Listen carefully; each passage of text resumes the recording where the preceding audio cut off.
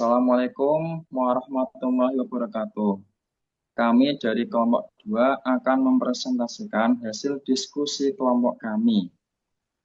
Sebelum itu, yang saya hormati dosen pengampu Bu Indah Puspita Maharani, SST, MSc, dan teman-teman semua yang saya banggakan. Nah, untuk pembahasan presentasi kali ini berjudul Model Indeks Tunggal Beta dan Konsep Beta. Nah, sebelum itu saya perkenalkan terlebih dahulu anggota kami. Yang beranggotakan, yang pertama ada Kak Evan Valentino dengan NIM 001. Yang kedua ada Kak Lutfia Nita Asyarah dengan NIM 087.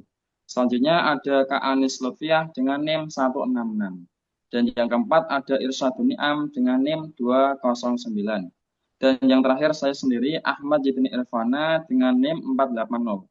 Di sini saya sebagai moderator untuk sesi presentasi kali ini. Next. Nah, sebelum itu ada topik pembahasan ya. Yang pertama ada konsep dasar model indeks tunggal. Terus yang kedua ada langkah-langkah penerapan model indeks tunggal. Dan yang ketiga konsep beta dalam model indeks tunggal. Untuk yang nomor 4, kelebihan dan keterbatasan model indeks tunggal. Dan yang terakhir ada studi kasus atau contoh perhitungan. Selanjutnya akan dijelaskan oleh teman saya. Baik, untuk yang pertama yaitu pendahuluan. Nah, investasi ini selalu berkaitan dengan return dan juga resiko, di mana semakin tinggi keuntungan yang diharapkan, maka semakin besar pula resikonya. Untuk mengurangi resiko ini, investor bisa menerapkan diversifikasi portofolio dengan menyebarkan investasinya. Nah, teori portofolio Martowitz ini menjelaskan konsep ini, namun perhitungannya tuh cukup rumit. Oleh karena itu, digunakan model indeks tunggal yang lebih sederhana dengan asumsi bahwa return saham utama ini dipengaruhi oleh return pasar, sehingga analisis portofolio ini menjadi lebih praktis. Yang kedua yaitu konsep dasar model indeks tunggal. Nah, biasanya digunakan rumus dasar RI sama dengan alfa I ditambah beta I RM ditambah EI. RI sendiri ini adalah return saham pertama, sedangkan alfa I ini return saham yang independen dari pasar. Beta I ini sensitivitas saham pertama terhadap pasar, RM adalah return pasar, EI adalah error term. Beta adalah ukuran sensitivitas saham terhadap pasar. Jika saham sama dengan satu, maka saham bergerak searah pasar atau sama besarnya. Sedangkan jika beta lebih besar daripada satu, maka saham lebih fluktuatif dari pasar. Misalnya, beta sama dengan 1,5, maka pasar naik 10%, kemudian saham bisa naik 15%.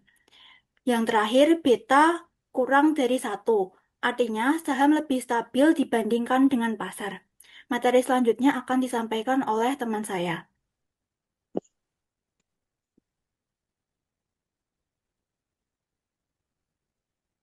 Oke, langkah penerapan model indeks tunggal. Yang pertama itu ada caranya dengan menghitung return ekspektasi saham. Untuk rumusnya seperti ini, Kak. ERI sama dengan alfa I ditambah beta I dikali ERM. Ya, gunakan hasil regresi antara return saham dan return pasar. Terus yang kedua, menghitung risiko atau varian dan kovarian. Varian saham dengan rumusnya seperti ini. Sigma I kuadrat 2 sama dengan beta I kuadrat dikali alfa M kuadrat ditambah alfa 2 EI. Untuk bagian kovarian antar saham, yaitu kovarian IJ sama dengan beta I dikali beta J dikali alfa M2. Nah, terus yang ketiga, menentukan portofolio optimal. Untuk menghitung rasio dengan rumus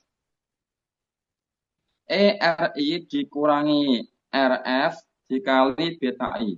Nah, tentukan cut off rate C Pilih saham dengan rasio lebih dari C.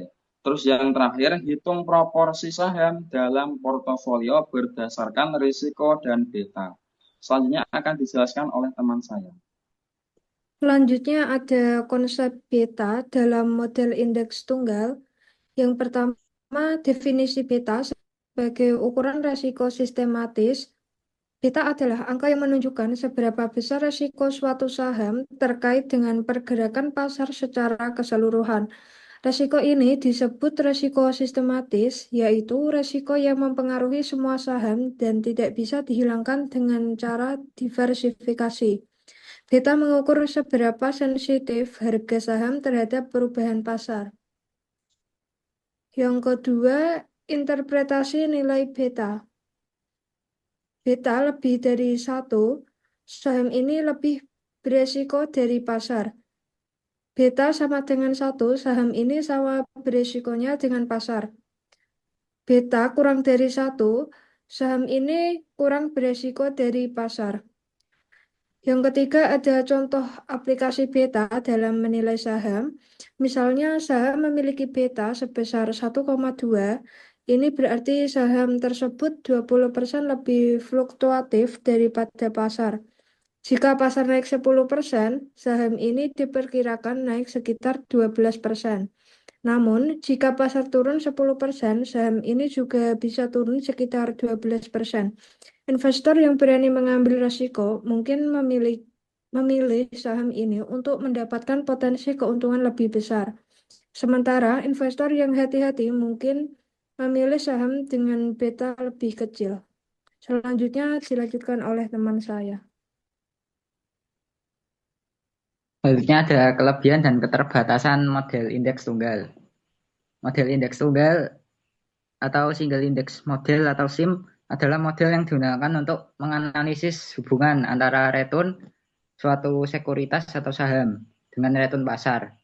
Model ini menyederhanakan analisis dengan mengasumsikan bahwa pergerakan harga suatu saham hanya dipengaruhi oleh satu faktor utama, yaitu return indeks pasar. Kemudian ada kelebihan dan keterbatasan model indeks tunggal. Kelebihan model indeks tunggal yaitu sederhana dan mudah digunakan. Yang kedua, mengurangi kompleksitas perhitungan. Yang ketiga, efisien untuk banyak saham.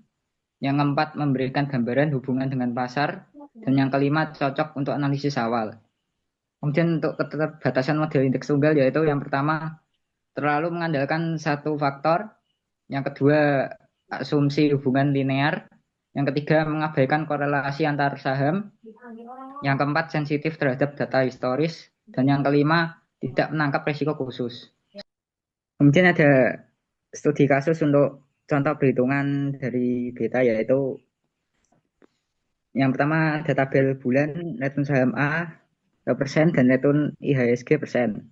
Bulan Januari, Februari, Maret, April, Mei, dan Juni. Kemudian di bulan Januari pada return saham A memiliki return saham sebesar 5%, pada bulan Februari 6%, bulan Maret 4%, bulan April 7%, bulan Mei 3%, dan bulan Juni 2%.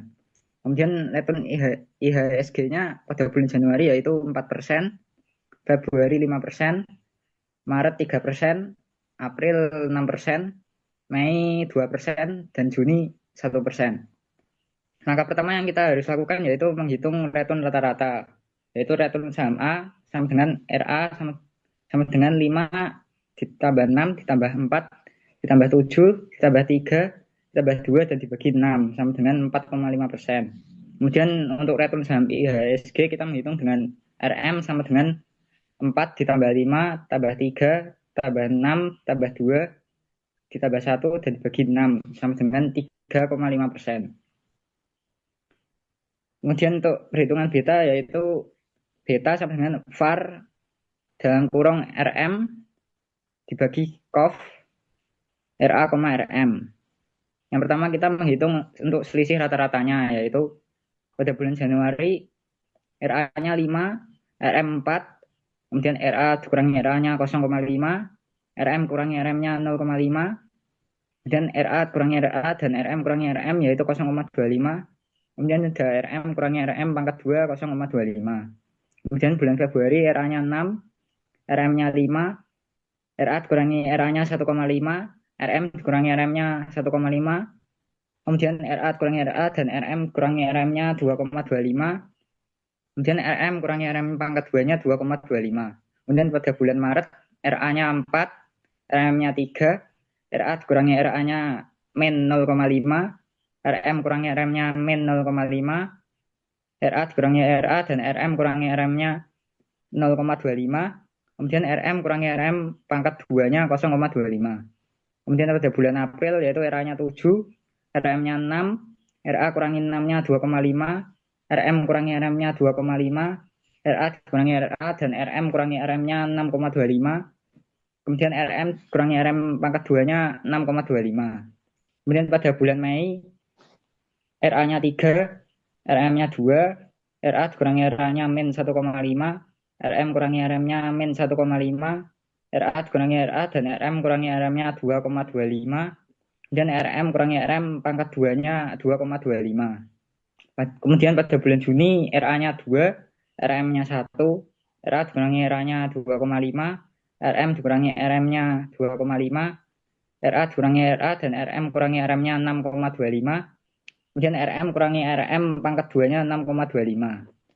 Kemudian langkah kedua kita menghitung nilai kovarian dan varian, yaitu kov dalam kurung RA, RM sama dengan sigma dalam kurung RA kurangi RA, kemudian dalam kurung RM kurangi RM dibagi N-1 sama dengan 3,5. Var dalam kurung RM sama dengan sigma RM kurangi RM pangkat 2 dibagi N-1 sama dengan 3,5. Kemudian kita menghitung betanya, yaitu beta sama dengan 3,5 dibagi 3,5 sama dengan 1. Kemudian langkah yang ketiga yaitu menghitung return ekspektasi saham atau CAPM. E dalam kurung RA sama dengan RF ditambah beta dalam kurung RM kurangi RF. Tingkat bebas resiko atau RF yaitu 2%. Kemudian return saham atau RM sama dengan 3,5% dari rata-rata. E dalam kurung RA sama dengan 2 ditambah 1 dikali dalam kurung 3,5 min 2 sama dengan 2 ditambah 1,5 sama dengan 3,5%. Terima kasih. Nah, oke, cukup sekian presentasi dari kelompok kami. Jika ada kesalahan, ada kekurangan, mohon dimaafkan. Dari kami kelompok 2 berterima kasih. Wassalamualaikum warahmatullahi wabarakatuh.